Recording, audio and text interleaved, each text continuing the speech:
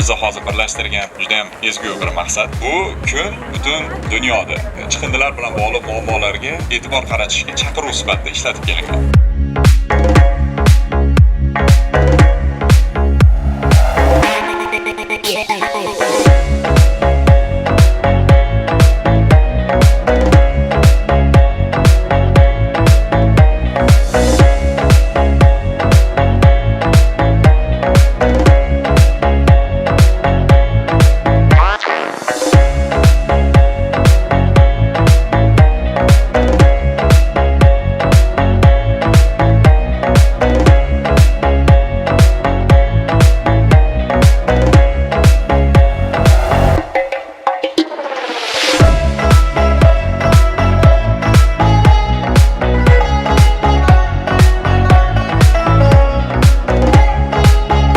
Belgilangan joylarga chiqindilarni tashlash kerak birinchidan, ikkinchidan chiqindi turgan joyda tozalab qo'yish bu ayb ish emas.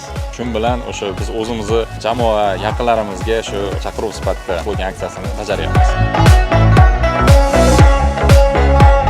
Bu faqatgina chiqindi ploging tadbiri emas, bu odamlarda madaniyatni shakllantirish. Bizning oldimizga eng asosiy qo'yilgan maqsad chiqindilarni sirkulyar iqtisodiyotga qayta kiritish, ularga chiqindi sifatida emas, endi bu resurs sifatida qaragan holda odamlarimizni rozi qilish.